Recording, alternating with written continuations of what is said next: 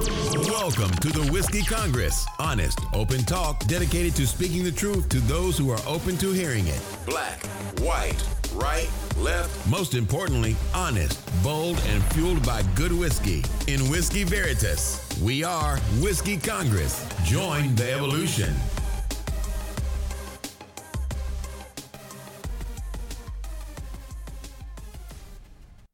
Welcome once again to Whiskey Congress. Steve, how you doing today? Good, man. How about yourself? Doing well. Doing well. You got a new whiskey for us to talk about? Should we we're changing our scoring system, right? We're now going to do the 1 to 100, treating it like a cigar or wine. Right. So basically 70 is garbage, 80 is drinkable but nothing special, 90 is good, and then every point above that is saying something. Exactly. So, which I think is, I'm glad you brought that up on the last show. That's a great call. I think that helps, like you said, just give us a little bit more range and pliability in the scoring. So, tonight's offering is the triple distilled Auchentoshan. It's a single malt whiskey. It's Auchentoshan. It's funny. A lot of people that see the bottle and see the name, they're like, "Hey, is that a German Scotch?" Like, well, no, you actually can't have a German Scotch. But it's getting right into it. The one thing that sucks is that I don't know the region of Auchentoshan. It doesn't say on the box or say on the bottle, and I don't. Part of me wants to say it's a Highland, but I'm not sure. So I would have to dig into it a little bit to get that figured out. But it is. So this is Auchentoshan. This is the American oak. What they did was, this is another one where we had the Lefroy quarter cask where it was aged in bourbon barrels. This one was also aged in bourbon barrels. It's a thing that they're doing with Scotch whiskeys and Irish whiskeys now. And where with the Lefroy, with the quarter cask, we got it smoothed out a Lefroy that's normally relatively harsh.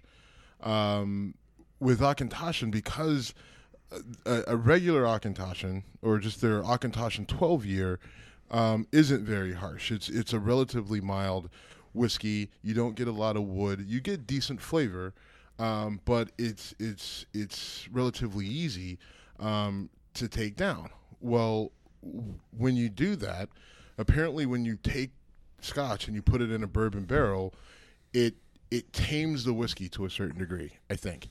And so when you have something that's already relatively mild and then you tame it down, I think you get this. So I taste the wood, which is good initially, but I mean it fades really quickly, and there's not a lot on the back end in terms of, there's no bite, but there's also not a ton of flavor. What are your thoughts? It does have it's very malty, or kind of very sweet. I looked it up online while we were talking. It is a lowland Scotch. Complete opposite. Okay. But I like it. It does have, to me, it almost tastes like a bourbon. Yeah, so it kind of reminds me of Basil Hayden, to be honest with you. That's, I could co-sign on that. There's some citrus in there. There's supposed to be some coconut. I don't pick that up.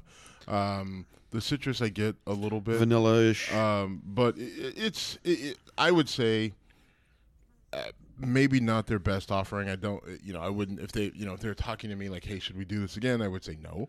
They have some other, the triple wood is really good. It's really potent, pungent. I don't have a triple wood here at the house. I may grab one, but that one goes about $150 a bottle, so I may not get that one soon. What does this set us back? This one's not bad. This one's like 50 bones. So okay. It's not too bad, and I'm glad, because my voice just cracked as I said okay. I think I'm finally hitting puberty. Okay. But yeah, it really wasn't too bad. Getting to the actual scoring it out. I'm gonna go ahead and put this one down right around about 85. That's about where I would have put. I'm gonna go 87. Just basically same ballpark as you. That just seems a little high. I mean, because part of it too for me is, I mean, it's 40%, 80 proof. So it's not very strong, and not that it has to be strong, but typically with your better whiskeys, you're going to have a higher alcohol content, and then you match that with a relatively mild flavor. Nothing that really stands out to me. I'm going to put it in the middle of the ballpark, and especially knowing Akintoshan and some of their better offerings, to me, this is a step down for them.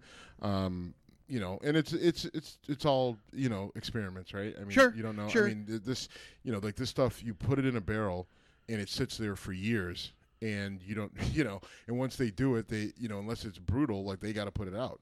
So, right. I mean, no doubt. It's just, it's just one of those things where, it was an experiment. I don't think it went particularly well, though I'm sure there's someone out there who is a big fan.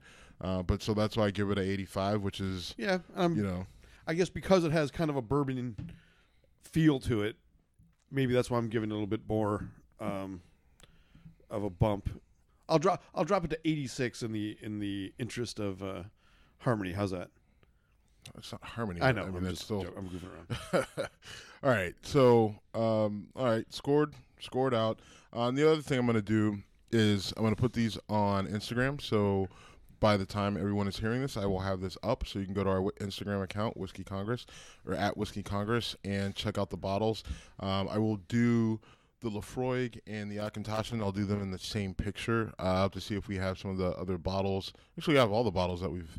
Yeah, probably. We've got them all. So I'll have to come to your Isla Jura bottle the other day. Oh, that's okay. That's okay. We can. I don't know if we actually. That yeah, one. we didn't. But no, we can. We have the other bottle, so I'll get over to your place and sip and snip. Should we snap some pictures? Should we rescore the Lafroig since it's sitting in front of us now and we've changed our scoring system? Yeah, we could rescore. I mean, given our new scoring, I'm going to put it at a 91. I was going to say 93. I'm always like a couple points more generous than you. Just making it rain with points today. I know. In general, I'm thinking of get you to the script club. Nothing wrong with going to a script club. Pay for some girlies to go to school. No, we got to be careful with that conversation in today's climate. But fair enough. Speaking of which, yeah. But yeah, no, I would give it a 91. Very good. I think once you start getting, above 90, whether it's then every cigars, point has to be earned. Yeah, it really does. And they do a lot with this, with this Lafroig, from a flavor standpoint. But I think I got to get another bottle of the Lafroig Lore. Right, that was good stuff. We had that the night of the pay up bet. The bet pay. It was not the fight night. It was no. It was when Dave from Philly had to come in. Yes, the night the bet was paid. I got to get another bottle of that. I just thought that was phenomenal. I'd love to get it. Back. I mean, we sat there and we drank that bottle at your place. We probably took out more than half of it. Well night. More. Yeah, and we had help. Right. And then not much, just Dave. No, right? Wasn't.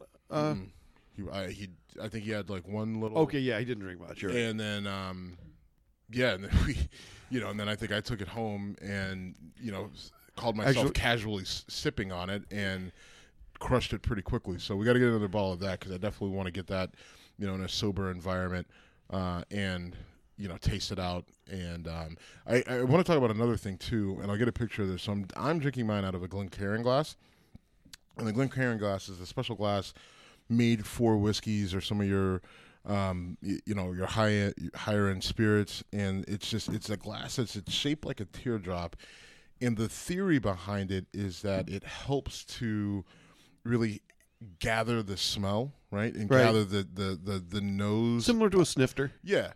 And it's similar sort of bulbous bottom, and then it gets narrow at the top, but then it kind of funnels that scent up to your nose, so you get a good whiff of what you're drinking before you consume it. And if you're gonna get into whiskey, I suggest that people grab one or two. Now they're kind of expensive. I got mine at the World Market. I think there's World Markets you can find those all over, but. Or maybe not all over, but it's a cool thing to have, and I think it does add a little bit of nuance to the whole whiskey game. You know, I have a pair, and although I don't know why I have a pair because you don't get to use one. I was going to say because you don't share with me, you bastard. It's more for when my dad comes up. But you know, no offense, but none taken. But I'm drinking out of a rocks glass, and it's just fine. With my name on it. With your name, yeah.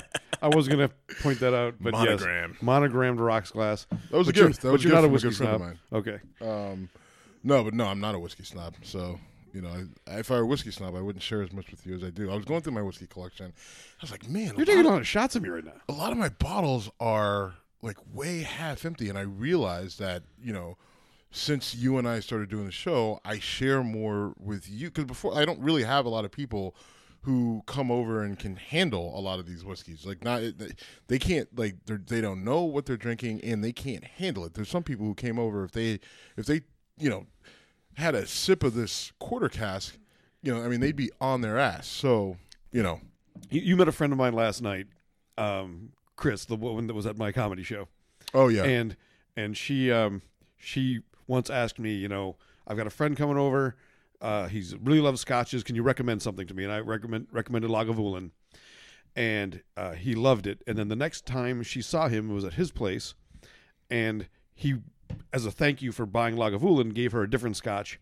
She took the glass, sniffed it, said, "This smells like a Band-Aid," and he literally yanked the glass back out of her hand. Like, none for you. As he should have.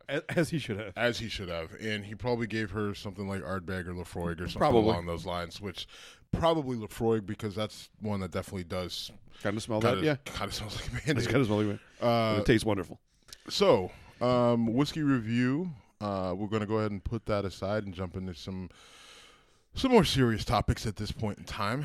You know, it's well known on the show that you are into comedy. Correct. You do stand-up comedy. You perform stand-up comedy. You're into it. You follow the scene.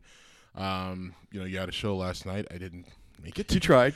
But we can follow up on that later. But the most recent allegations about sexual harassment, it really started with Harvey Weinstein. And it's Kevin Spacey, and just start taking out. Right. I mean, and you know, all the creeps are kind of being called out. And Louis C.K., pretty well-known comedian. If you don't know who he is, he had a show on FX. He had a show on HBO ages ago. He's been in some movies. He's got a lot of stand-up. He's a, you know, big kind of average-looking guy, red hair, very self-deprecating. But he's a very intelligent guy.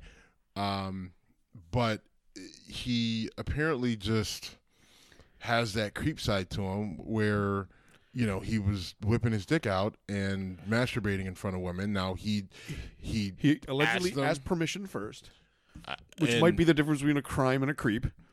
No, it's not. You know, when you're in a position of power over someone, that kind of eliminates that whole distinction.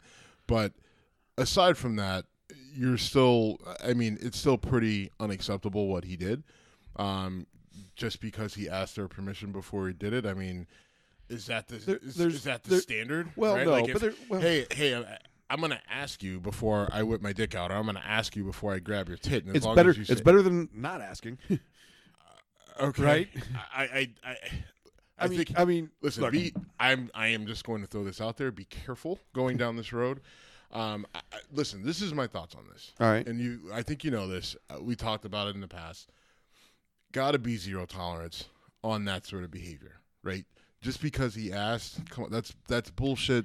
Locker room, you know, late 80s, slick back hair, driving a. You're gonna say a Z28, aren't you? Aren't you? No, I was gonna say a DeLorean, but okay. That's an old school way of thinking, which is what gets a lot of guys your age, right? I mean, because you're about 10 years older than me, and it's just like that. Like, well, why is that not okay? I asked. Like, all right, that's not how this works. So, the distinction is, I didn't say it. All right, finish your point. I'm sorry to interrupt. So, I think we got to be careful going down that road of he asked, and so he should get some sort of a point for that. You shouldn't get a point for that because it just shouldn't be out. Like, if you want to listen, I'm not gonna give anybody a hard time about wanting to have sex with an attractive woman that you work with or that you're around or whatever, right? But there are certain standards that we have in society that if you want to get there, that you need to use, right? Like you gotta be in a position where it makes sense. Like I don't even understand how do you do that? Like, hey, I'm just gonna whip my dick out and start jerking off. Is that cool? Like, I mean, is this happening at an office? There's so many things about this that are not cool, and I there's nothing about it that's cool. That's what I'm saying, right? I mean, there's this. First of all, there have been rumors about Louis C.K. and inappropriate actions for a long time, yes. And someone like me who is a huge fan of him as an artist, it's one of those things where for years I can say I knew it was probably true. I really didn't want it to be true. I still don't. Okay, well, I do. He came out and said no. that I'm not saying it's not. It clearly is. I mean, you sent me the article. I read it. He came out and said essentially these things are true. I always did ask permission, but I realized that I was in a position of power over these people, which makes it unacceptable. It's funny because he didn't put that statement out before, we had a conversation. And what did I said the exact same thing, right? Like just because you asked, because he's in a position of power, none of this is okay. And he came and the reason why I'm calling you out, because I know that you're a fan. Yes. And it's hard because you're a fan. If you weren't a fan of his, you would be ripping him a new one. Right? I mean, if you weren't a fan, it would be easy for you. I'm probably being defensive. Yeah. Right. I mean, what's funny is if you asked me a month ago, name your 10 favorite people in show business, Jeremy Piven, Kevin Spacey, and Louis C.K. would be almost certainly would have made that top 10. They might have been in the top 5. So for me, I'm not the victim here. I'm not claiming that I've been wrong, but for me personally as a fan, it's been a disappointing. Well, listen, this is what I'll say. I've been through this. I'm a Steeler fan. Ben Roethlisberger's been accused of rape twice, and the allegations were pretty gross. I read that police report. It was really bad. Yeah, I mean the allegations were really bad, and at the time I said, listen, if he did it, and then he needs to be punished for it. Now he ended up not. I mean, he got suspended by the league, but from a criminal standpoint, the case ended up falling apart. I didn't applaud it. I didn't think it was good. And if you ask me right now, listen, I'll tell you he's a creep, but at the same time, he's still playing. So he's a quarterback. Do your job. If the Steelers win, I root for it. Like, I wouldn't go out. I wouldn't want to meet him. I have no desire to talk to him. If I saw him, okay. And I'm perfectly fine with that. And people think, oh no, if you saw him, you'd be a fanboy. No, I wouldn't, because I know in my heart that he's probably not a good person. So I can detach. I guess the point is I can detach myself, right? And that's not now. Listen, that's not good either. Right? I mean, because I can detach myself, I can do it. And a lot of people will tell you that might be just as harmful, if not more harmful, than being defensive of your guy, right? Because I can tell you on the one hand, absolutely send him to jail if you can figure out a way to get him in jail. But at the same time, as long as he's on the field, I'm going to cheer for him as a player. Period. Yeah, I mean, it is kind of. So I guess what I'm telling you is, you can be disgusted by Louis C.K.'s behavior, and everything else, but still go back and watch his comedy and think it's fucking hilarious. I think. Now, there are other people who say that you need to burn everything and go scorched earth. Everything that has been recently associated with Kevin Spacey is getting shut down. They're reshooting a movie in which he played, I think it's John Paul Getty. Which is crazy, right? Because I think that movie's set to be released in a month. It was, and said they're just going to reshoot the scenes, and it's going to be someone else doing the role Kevin Spacey was assigned to. Louis C.K. had a movie that was about to come out, which shut down, not coming out. He had a new 1-hour comedy special coming to Netflix, shut down. I've got mixed feelings about that, because shut it down. Why not tell him we're going to release this, and every dollar this makes is going to a cause of our choosing? You can't do that because of the way the contracts are set up. You can't.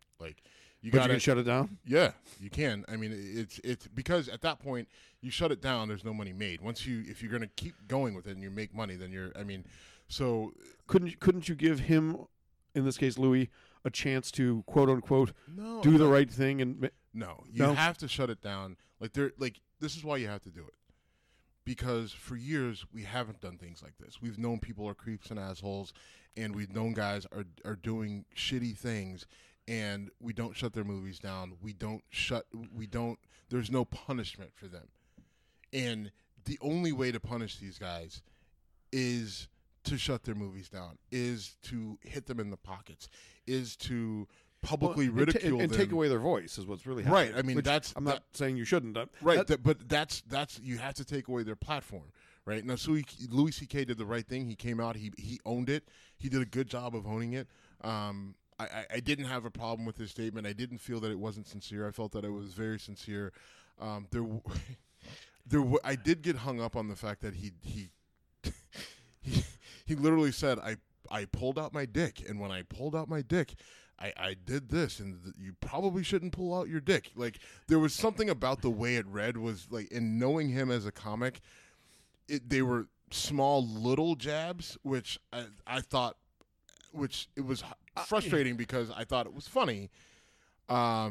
Maybe he wasn't trying to be, but knowing him, I think there was a kind of a FU, because knowing that this was going to go out on the Washington Post, LA Times, and New York Times, all that other stuff in places where people don't normally curse or use offensive language, he said, I'm going to use a little bit of offensive language, and you're going to have to put it out because it's my statement. Edit Right. I mean, so you're either going to edit it or you're going to let it stand. Either way, I'm going to get the word dick into the New York Times or the Washington Post or whatever. So, you know,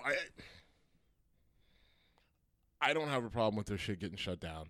I like Kevin Spacey. I like House of Cards. We've talked about it. I love The Usual Suspects. It's one of my top 10 all-time favorite movies. You know, I hated American Beauty only because that's what won Best Picture. It won Best Picture over the Hurricane, actually. No. Gladiator won over Hurricane. Sure? Not 100%, but I thought that was a whole. Oh, well, something. I think it won. Gladiator won. No, I'm sorry. It was Training Day won over Gladiator, and people lost their minds. And the next year, Beautiful Mind won over Hurricane. So It was like Denzel over Crow over Denzel, and then they made a movie together that. Right, which should have won everything. Right. American Gangster was ridiculous. But I got to watch that again soon. I just, you know, you got to blot that shit, Jim. Right? It's fucking alpaca. You got to blot it. You got to blot that shit. Anyway. I heard block, and I'm like, oh, yeah. Blot that shit. Yeah, but so I'm not opposed to shutting down anything that they have coming out because there has to be a punishment. You have to pay a price, right? For years, like, now, I knew nothing about Harvey Weinstein. I really didn't. I had heard the name. I'd heard the name, too. I knew heard he the was name. part of Miramax. I didn't know what he did. I couldn't affiliate anything with him. You know, we're not in the Hollywood scene at all. Which brings me back to, what did he do? I guess he ran a studio, which means you're in a power position. But what does that job really mean? You're not.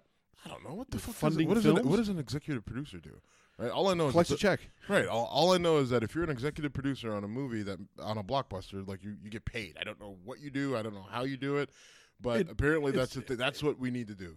If we can't run guns, Jim. Right. No, I'd much rather be an executive producer. Right. If we can't hang with Vlad over in Moscow, then I mean, let's go be executive producers in Hollywood. That is anybody, and we can stick to that pledge. But I mean, part of one of the recent things that led to Louis getting into the public spotlight for being a serial masturbator, for lack of a better way of saying it. Which, anyway, serial it was public masturbator. Public. Was Tig Notaro. He was an executive producer on a show that she was doing. And she said, basically, I want his name off my show until he gets his shit together. Tig Notaro is a very successful female comedian, and that made a splash. And when Louis was questioned about that, he said, "There's no safe way for me to, no way for me to respond to that. I can't deny, How long ago was this? 5 months, 4 months. Oh, yeah. Because I have no idea who Tig Notaro is. I mean, for Tig Notaro to say, "I want Louis C.K.'s name off my show." That's fucking crazy. She's the star of a show called One Mississippi. She's a female comedian from Mississippi, and a lot of her jokes are about being a gay woman brought up in a Southern traditional family. Shorter woman, short hair, yes, dark hair. Yes. Okay. Yes. So I think she's a cancer survivor as well. Yes. So I do. So I am familiar with her. But it's still crazy that she of her, like, she's got her own certain level of fame, but it's not Louis C.K. fame.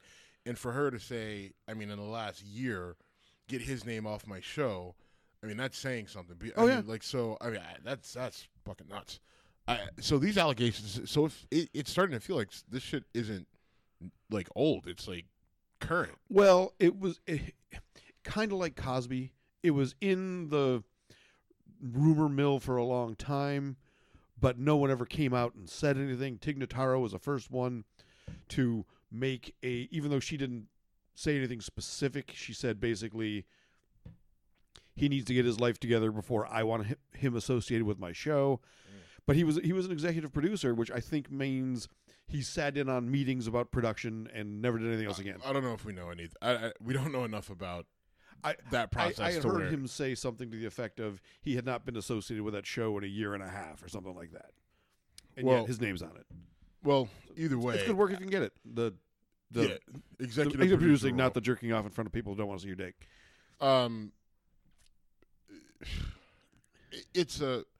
This is what, so I have an associate, a friend. She's a female powerlifter out in California, and she is a domestic abuse survivor. She also, she also suffers from lupus, but actually deals with it using cannabis and cannabinoid oils and stuff like that. CBD or whatever. CBD, yeah. But so she actually stopped powerlifting because she needed to lose weight and do so. Anyway. But she's also well regarded in the fitness industry, and she's doing a clinic at a gym out in California, and it's for women. It's about women empowerment, and the women doing the presenting at the show are all in fitness. The other concurrent theme is that they are women in fitness, but they are also survivors of domestic abuse, sexual abuse, rape, eating disorders, things like that. And there's probably, I think there's like 10 presenters. And, you see all these women's names on this thing, and you're like, it's just like in every one of them, elite level powerlifter or figure competitor or, personal trainer, nutritionist, whatever, and domestic abuse survivor, sexual abuse survivor, rape survivor. And aside from saying that, like, it's just written out there, it's 10 women that are going to sit on a panel right next to each other that all had to deal with that. But then on, the Instagram post, you go through, and there were hundreds of comments from women. Oh my God, this is great. I'm a domestic abuse survivor. Oh my God, this is great. I'm a sexual abuse survivor. I want to go. And you saw it over and over and over and over again. And reading it made me sick to my stomach. It, like, I literally, like, I had to put my phone down. Did you realize how widespread it was? You look at the number of women who deal with it. Now, listen, there's a caveat of there are women who have, lied about sexual abuse or domestic abuse or whatever, and I think that is a very small percentage of women who have done that. But when you have the number of women that you have that are coming out and that are telling stories that are just fucking awful, like, you can't make this shit up, and you see how widespread it is, that's why Louis C.K. doesn't get to release his movie. That's why Kevin Spacey gets pulled out of a movie, because at some point in time, if we want to change, we're not going to be able to get anything done on the gun violence. I don't know why. Fucking kids die in a fucking school, but I do know why, but it's still fucking crazy, right? But at the very least, at least we're seeing in Hollywood and in the entertainment industry that these guys' bad behavior isn't rewarded with, yeah, you did something really shitty, so we're going to release your movie and just deal with it, right? Like, no, it's like you don't get to release your movie. You don't get to walk the red carpet and plead your case and, smile at the camera, look really good in the tuxedo, and get your Academy Award and walk off the stage and do some lame apology. No, you just don't get it. You don't get anything that's associated with that. Like, you have to step away and step back. I don't know how long. I don't know how long Kevin Spacey has to step back. I don't know how long Louis C.K. will have to step back. I don't know how long. Hopefully Harvey Weinstein probably needs to go to jail. I don't think. See, Right. Here's one thing that I'm going to say, and get mad if you want, but to put Louis C.K. and Harvey Weinstein in the same pot, I think is unfair. Not saying what Louis C.K. did it himself. Okay, but I'm not putting him in the same pot. His behavior put them in the same pot. Harvey Weinstein is accused of physically sexually assaulting women. But yes, but listen, it's a big pot that has layers. Okay, all right, Louis on a different layer than Harvey but Weinstein. It's the same pot, right? Like women have to feel safe around men, right? And I am starting to understand that there are a lot of women who don't feel safe in my presence, and it has zero to do with me. It's not because I'm big and I'm black. It's because they have been abused by someone else, and so that person has then put them in a position where that woman now needs to feel defensive around men because she can't trust us because someone else violated that trust. And there's a lot of women out there who've experienced it, and maybe they can get over it. And maybe they do feel safe around me, and maybe I do a good enough job to make them feel safe in my presence. But the fact that it's even a fucking issue, the fact that it's even a discussion, it's something in their brain. Do I feel safe around him? And the reason for not feeling safe is previous experience. That's a problem. Oh, it's a huge problem. I'm not denying going to tell you that Louis C.K. put himself in the pot with Harvey Weinstein. Okay, but as long as we're going to say that, I'll take layers. Right. There's layers. What he did was gross. Jim, there's levels to this shit, son. Well, I guess you could easily say, if you, Louis C.K., I don't believe will be charged with a crime. Do you think he will? I don't know time frames. One of the some of his stuff is recent enough. Like that. I mean, the problem with Kevin Spacey allegations is they're 30 years old. Right. So with some of the allegations with these different entertainers, a lot of it, like from a criminal and even a civil standpoint, the issue is going to be time, right? And so you have it all depends on the state that it happened in and what their laws are, or what their laws are on the statute of limitations. And that was a deal with Cosby, right? There was only one or two of the cases that was still in the statute. So if something is beyond the statute of limitations, you can't bring a case, right? Whether it's criminal or civil, like there's only a certain amount of time that can pass, and you can still, charge a person with a crime or sue them for whatever it is. And so, the only thing notwithstanding, I think, is murder. I think you're right about that. Murder. There may be something else that I'm leaving out. I feel like there's something. I don't know. All right, because I know even to transition, Roy Moore, running for Senate hopeful from Alabama, trying to take over that seat of Jefferson Beauregard Sessions. Roy Moore was accused of, sexual contact with a 14-year-old. He was 32 at the time. This was back in the 70s. Right. And in Alabama, the statute of limitations has ran criminally and civilly. Right. All right. And so that's a 32-year-old with a child. So, every state is different. And so in a lot of these cases, if they've happened 10, 15, 20 years ago, some of these, I think in Alabama, it's only 3 years, which I think is ridiculous. For statutory rape? Yeah.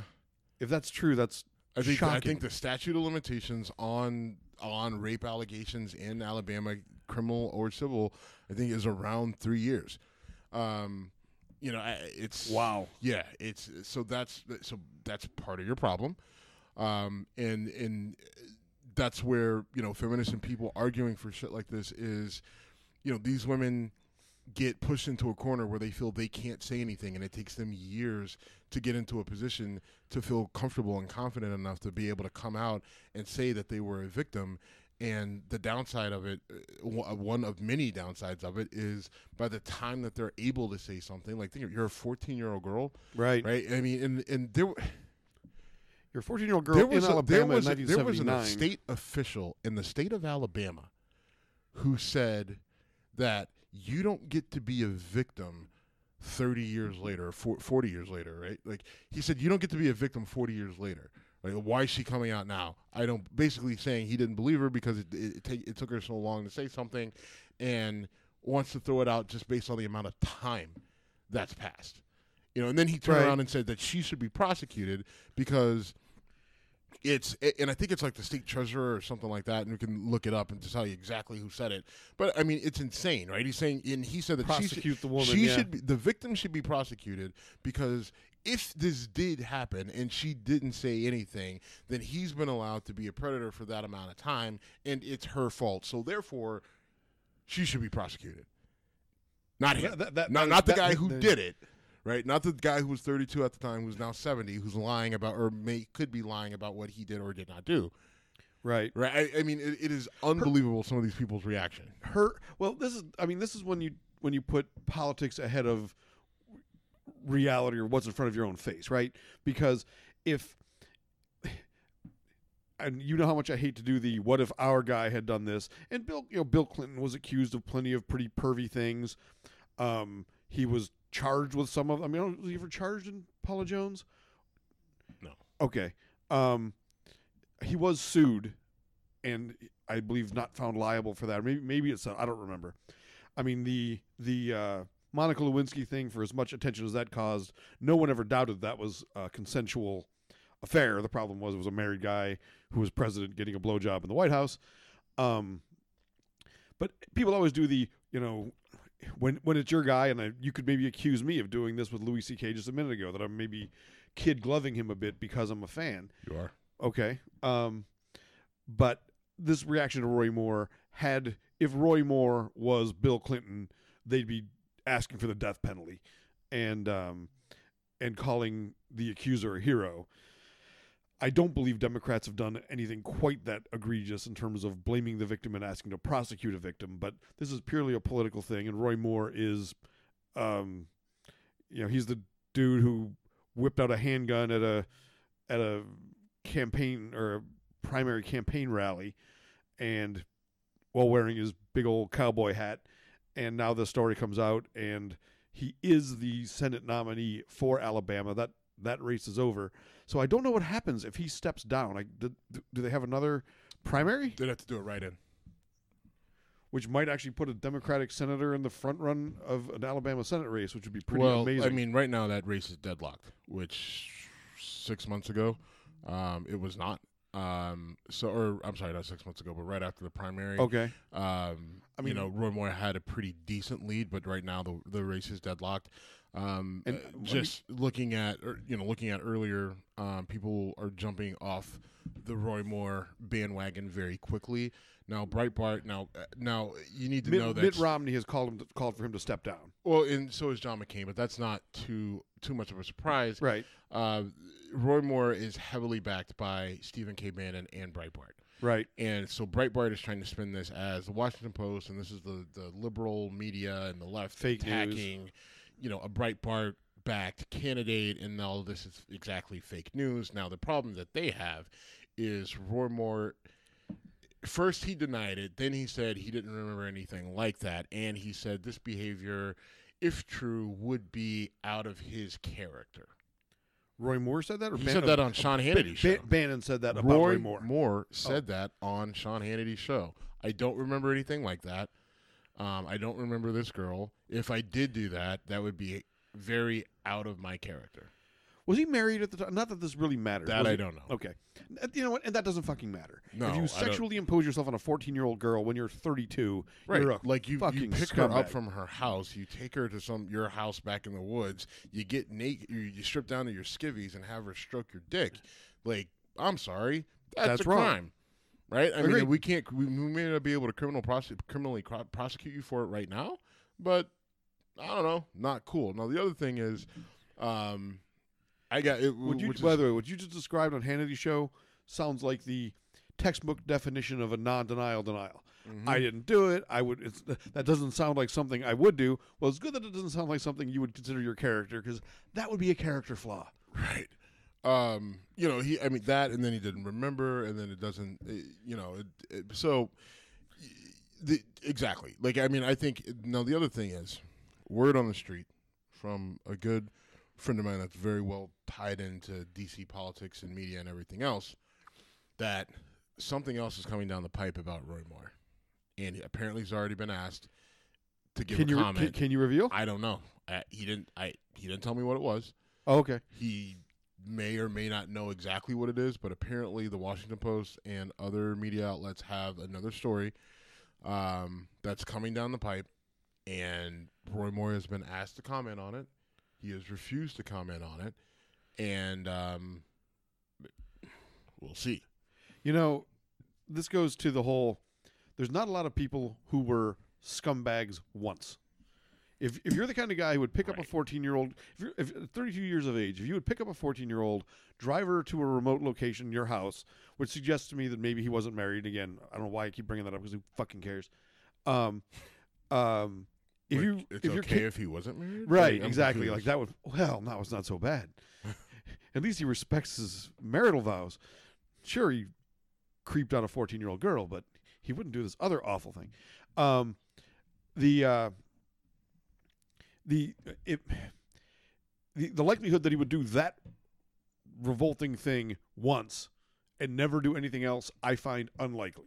Yes. So, and I mean, kind of, that's what happened with Kevin Spacey, right? He gets accused of, Kevin Spacey, Harvey Weinstein, manhandling a 14-year-old boy, and it was like, oh no, Kevin Spacey saying ain't true. Kevin Spacey says, look, I was drinking a lot in those days. I don't remember this. If I did it, I'm really sorry. So it's essentially the same thing.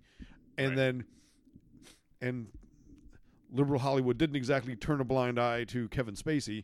And Roy Moore is getting the benefit of the doubt from some, not all, of his posse. Well, I think a lot of the response to Roy Moore is the whole, if it's true, that's not good.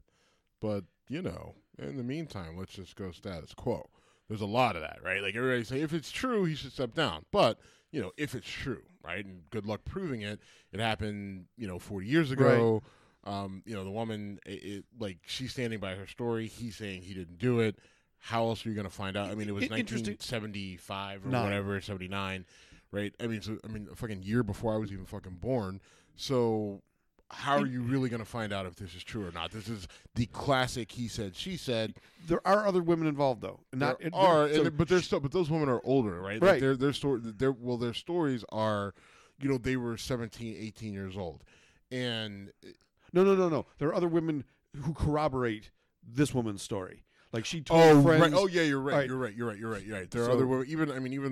Even the mother, right? Right. Right. Now he's saying none of that ever happened, but the problem is that, as I understand it, the mother of the woman who was 14 at the time this happened did have a divorce case in the courthouse where Roy Moore, I believe, was a prosecutor. His office was there. It was like right around the corner from where this was going on. So, I mean, there's enough circumstantial. Right. So the story goes, he told the mother, if you don't want your daughter to see this awful thing in a courtroom where the bad things are going to get said about you, I'll sit outside here with her. She thinks, oh, what a nice man. He's going to, keep an eye on my daughter for me. He then gets the girl's phone number, calls her, and sets this up. Yes. So, I mean, that adds elements of sketchiness to it as well. Right.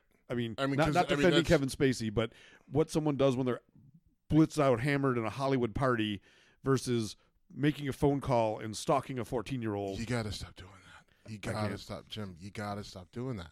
Right? Like you we can't, yes, there are degrees of bad behavior and there are degrees of sexual assault, but we can't, none of it is acceptable. I'm not saying it is. I'm saying it's different. Okay, but when you say it, the optic is that you're defending it. You're not saying it, but it's just it's like right now you're in a sinking ship and you are literally just grasping at anything that you could hold on to because these are people that you like, right? You like Kevin Spacey, I do. You like Louis C.K., and that's where I think that listen, is my I'm just statement telling wrong? I'm not saying it's wrong, but this is how it looks from the outside. This is how it looks to me. This is how it looks to other people who may not actually care about or like these people, or how it looks to women, right? How it looks to, like your don't put him in the same boat. Don't put him in the same category as this guy. Like, I can't speak for women. I don't want to. That's why I try to keep us away from, certain issues, just because I don't like to speak or speak in their voice.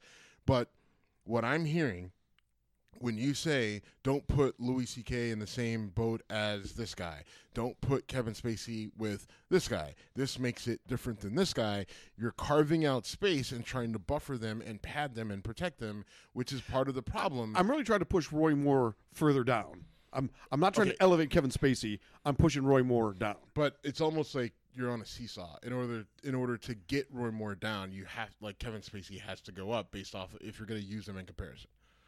Right, like you see what I'm saying? Like, I understand what you're saying. If it's coming off that way, that's not how I'm intending it. Yeah, that's what I'm saying.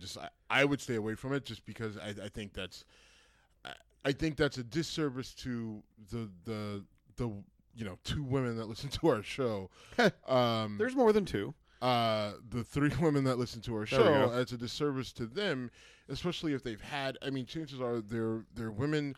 I know a couple women that listen to our show, who I would have to imagine they're both, attractive women. I would have to imagine they've dealt with some sort of improper contact, no matter, how bad it was. I don't know, but I mean, I'm sure it's there. So we just need to be respectful of that fact and not try to identify the degrees of how bad someone is and just say, listen, none of it is acceptable. There are degrees of sexual misconduct, right? But none of it is acceptable. None of it is okay. It's all bad, and that's where we really need to hang our hat on and be okay with calling people out for doing for being assholes. Sure. So what? Let's talk about the one person in this avalanche of allegations that really stands out from the rest. Terry Crews. Wow. Okay. You know the story, right? Yeah, I do know the story. So you want to talk about opposite end of the spectrum, right?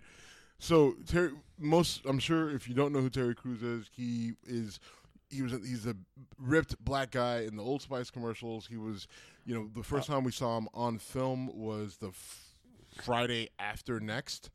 So it was like the third installment of the Friday movies. Ice Cube, Chris Tucker, Mike Epps, all those guys. So hilarious, by the way. Cat Williams before he, got a little too into crack. But Terry, Terry Crews, he was also in the newsroom in the first season. He was in newsroom. He was on he played President of the United States in Idiocracy. Actually, he was in both seasons. Terry Crews was. Because that show was only on 2 seasons. Yeah, you're right. So it was seasons 2 and 3. He wasn't in the first. No, you're wrong. It was definitely the end of season 1. He's walking away with Will McAvoy. Will McAvoy asked him how. Because they got out of the car, right? They got out. Yeah, they got out. How much are they paying you? And he's like $1,500 a week, and he's like, I wouldn't take a bullet for that. Either would I, pal. So he learned to duck. Great line. Yeah. So I mean, so Terry Crews was in Newsroom. He was. He's the Old Spice commercials, Friday movie. He was on a show on TBS, another Ice Cube production, I think.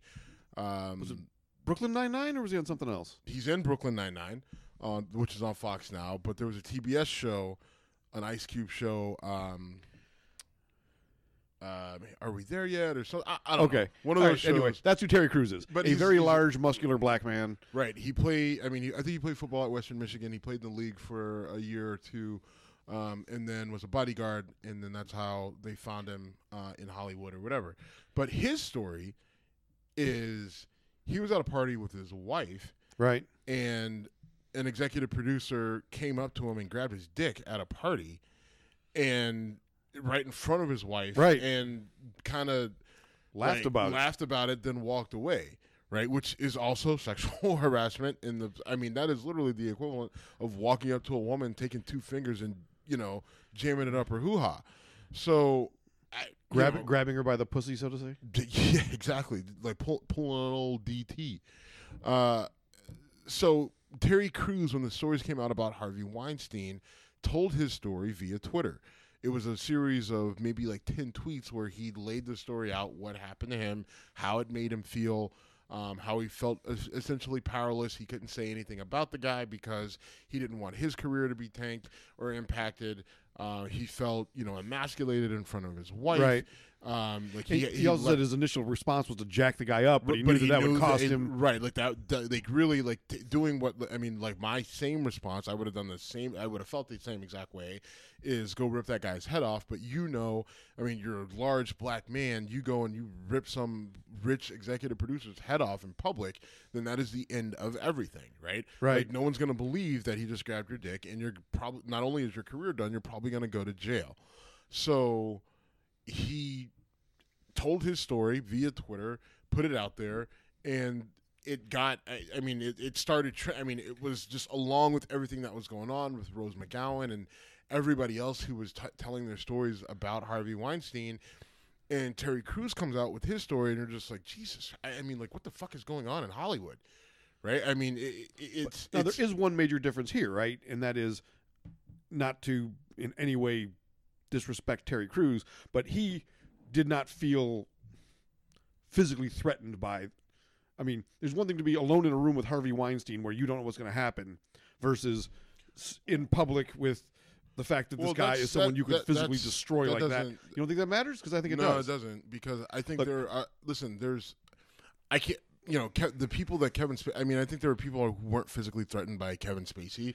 I think there were women. They were fearful of his actions, though, right? At least in some cases. Right. But even like you brought up Jeremy Piven. Jeremy Piven is a fucking runt of a human being. He's smaller than a lot of women, but you still aren't going to speak out of him against him. Well, because the allegations against him are pretty ugly and do involve physically pinning a woman down and grinding one out on her shirt. But again, it's how hard did she fight back? Not because she was completely she was probably tiny. Also. Right. There's just like yes. So to your point, Terry Crews, absolutely, it wasn't about physical control. Fear. But that's not what sexual abuse is about, right? Sexual abuse usually is more about power, the power that the abuser has over the victim.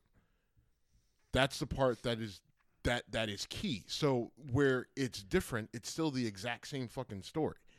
Right, because Terry Crews, yes, he could absolutely go rip that guy's head off, but he is still Terry Crews, the victim, is still rendered powerless because of the power of the executive producer. What does it say about? You just said what the fuck's going on in Hollywood.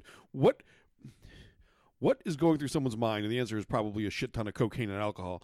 But what is going through someone's mind when they look at Terry Crews and say, "I'm going to go grab his dick"? What's going through their mind is, I've made $1 billion for a studio. I'm one of the most powerful people in Hollywood, or I'm a powerful person in Hollywood. I am untouchable. I can do whatever the fuck I want. I can do whatever the fuck I want. I feel like I'm gonna do this line of cocaine off of this Dalmatian's ass. I'm gonna go slap a stripper. I'm gonna go do a shot of champagne that costs $5,000 a bottle, and then I'm gonna go grab Terry Crews' dick. That is what's going through their mind. It's hard for me. I don't know where the Dalmatian came from. That's also weird. Interesting. I don't know. But listen, like the way this shit sounds, I feel like that's actually not that far off. I couldn't do it. I couldn't do a line of cocaine off a Dalmatian because I'm just deathly allergic, especially to those dogs. I'd have to do it off like a Labradoodle or something. Find a hairless dog that doesn't shed. Not necessarily hairless. It's just got to be a hypoallergenic dog. Okay. Those are hard to find. Like keep that in mind for your future parties with Steve. If you're going to bring lines of coke out, bring them on hypoallergenic dogs. All right. You don't even don't bring a dog. I just would prefer to do it on somebody's ass. Devolved badly. A woman's ass. Yes, thank you.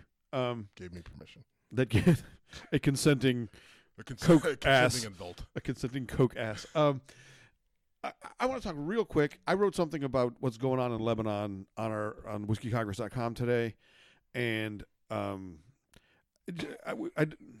image I just got in my head is people just throwing their hands up like, what the fuck, Jim? Did we have more to say about this? I thought we were.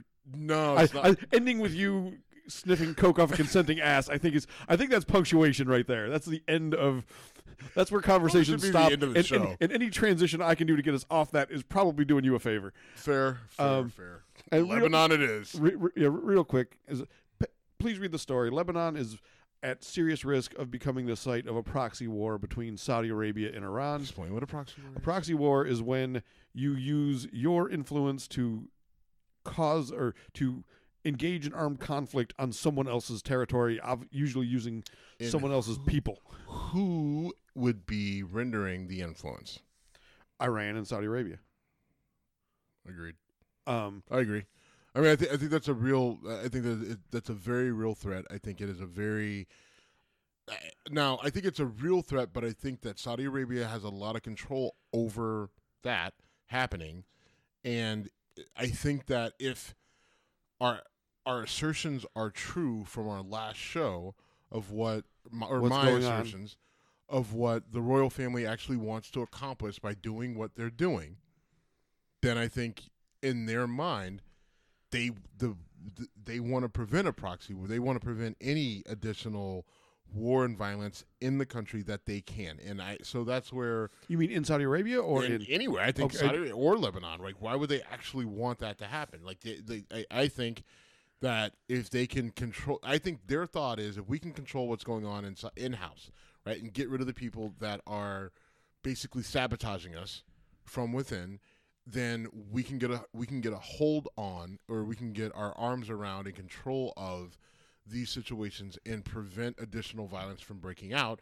Because in reality, just because a war is not happening in Saudi Arabia, a war in the region still doesn't help them, right? It still causes them problems.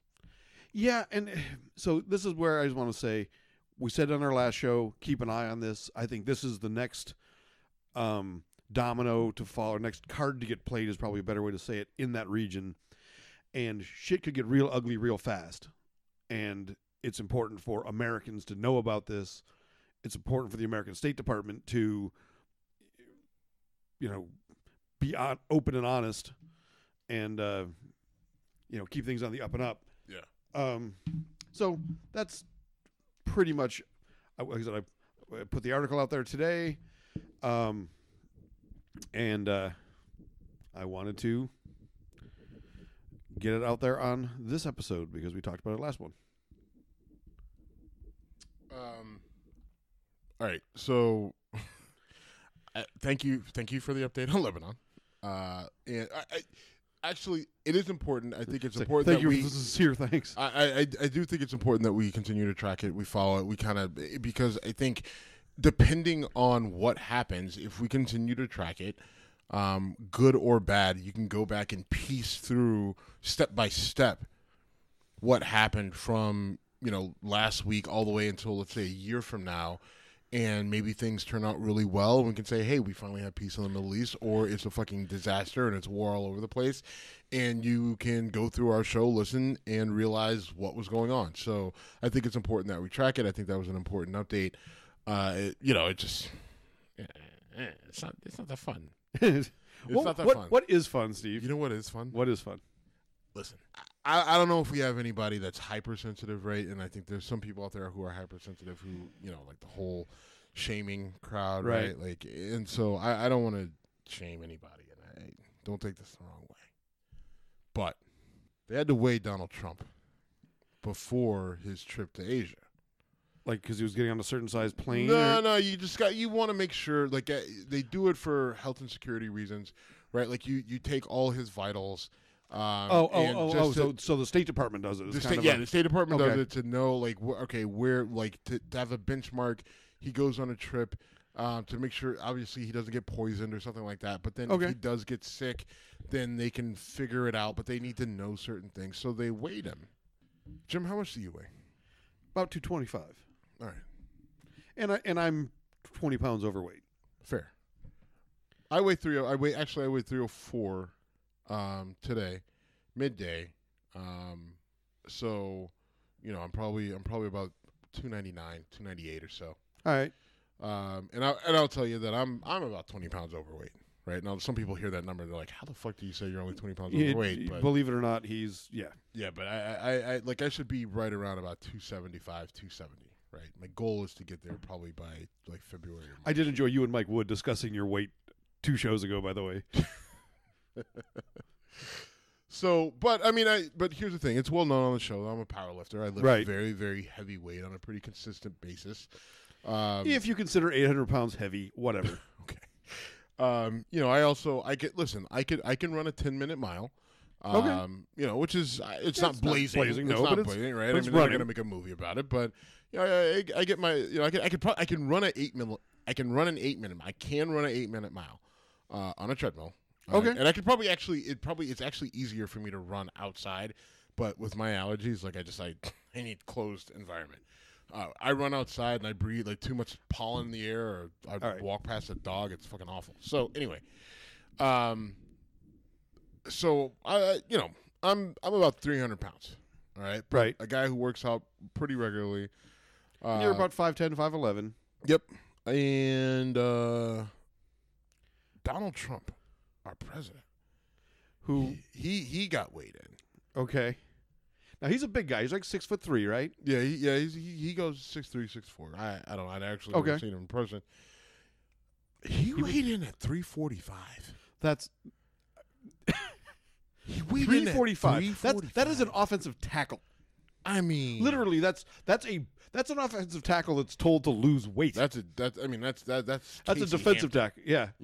That's Orlando Brown. Well, no, Orlando Brown probably. Orlando Brown's kid, by the way, baller, bigger than his dad. Where's he playing? Either.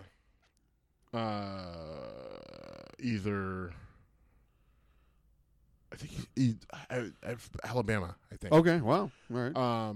Pretty sure it's Alabama, but aside Trump from that, at 345. Yeah. So you are fat shaming. On the other hand, all right. Let's be real. He claimed to be. Listen, he told us I'm the healthiest president ever. If I ever come to president, I will be the healthiest man ever. And, the shit that, and I will swear that I saw that report, which was goofy, and it listed him at 265. That would mean he's gained 80 pounds since the. You know what? But we saw this with Clinton, right? Clinton got fat. Clinton. I think now. Listen, Clinton put on 60, easy.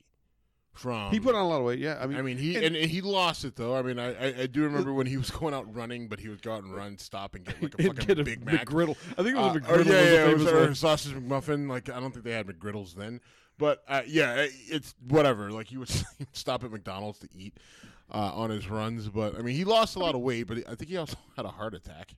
I know he had some heart complications. He had complications. He had heart complications, and. But now he's slim and trim. But I think it's the reason I bring it up is Trump made the claim of how healthy he is and was and blah blah blah. And he doesn't drink and he takes care of his body. Like, listen, I'm a guy who I take decent care of my body, right? Like, I do a podcast called Whiskey Congress. I drink whiskey. I drink beer. I'm from Youngstown, Ohio, so I love pizza. And if you don't understand what that means Youngstown, Ohio has the best pizza in the world, so fuck off. Objection. If you don't believe. You're from fucking Buffalo. Go fuck yourself. Great fucking pizza in Buffalo. Get the fuck you don't know. here. All right, you're crazy. Please. Now you're going to tell me your wings are better. I won't tell you that. Okay, good. Only because, Buffalo wings come from Buffalo. Yeah, they were. That's the only reason, but But in all seriousness, Trump is well known for having childish and impulsive eating styles, right? Well done steak with ketchup, which is fucking disgusting. Kentucky Fried Chicken, and he's known for eating the stuff that you would feed to. I haven't had Kentucky Fried Chicken in years. Have Popeyes, way better. I love Popeyes. There was a Popeyes between here and Frederick, and I used to stop at it every now and then. On my way. When I lived over in Cleveland, there was a Popeyes about a mile from my place. Yeah, there was there was that Popeyes over on Lorraine. Lorraine 150th. Yep. And I would go through there, although that Popeye was kind of in the hood, and so if you go to that Popeyes after like 7, someone might try to stab you. No, that's the wrong story. Sorry, wrong story. No. You go to that Popeyes after 7, and they would tell you that we ain't got no chicken. What do you mean you don't have any chicken? This is Popeye's chicken. How do you run out of chicken? We ain't got no chicken. Okay, well, what are my options then? What you want? What are your options? You want some scrimp? You know what? I'm just going to go to Taco Bell. What am I screwing up with the Ben Carson story, though? he claimed to have been. Didn't he claim something happened on a Popeye's chicken? Wasn't it he broke up a? I don't know, attempted got a fight, or maybe someone held up a Popeye's chicken that he was in. Is his story? But all right, sorry to digress. I'm just don't talk to me about Ben Carson right now. I'm having issues with HUD at work. It's they're I all right. Don't even like. This will devolve quickly into my work situation, and that's not good. Okay. My work situation is fine, but the shit you're dealing with at work HUD is not good, and I feel bad because there are some good people there who are suffering because of the lack of leadership, and it starts at the top and filters down. It's a mess. So that's sad. But anyway, let's 345. Yeah. I mean, what are you doing? Now, part of it, I think, stress, and I think and it's a binge combination of stress and literally having access to eat whatever you want, like whatever you want, right there. And I know he's Donald Trump, and you're like, oh, he's a billionaire. He's always had that. Yeah, I guess. But I think it's different when you're in the White House. Right? I just think it's different when you're in the White House. The food at the White House is amazing. I've eaten there twice. And look at you. Yeah, I've never done it. Okay. Well, exactly. I'm sure you haven't done that, and you can't get in. I was waiting for you to do that. I realized, like, here's one, here's two. Yes, set yourself up. That's so, I could easily see how you put. I mean, you call and say, "I want this." You could literally start making shit up that you want to eat, and you could also tell them that, by the way, every meal needs to end with a peanut butter parfait from Dairy Queen, and you get it. And those are delicious. Let's not dispute salty, that for a second. Sweet, delicious. It is salty and sweet. All right. On that note, let's shut it down and see if we can go find some place that's open. I want a milkshake. There will be no milkshakes. I don't. All right. So lactose intolerant, that'd be a bad idea. Later, man. Good talk. Yep.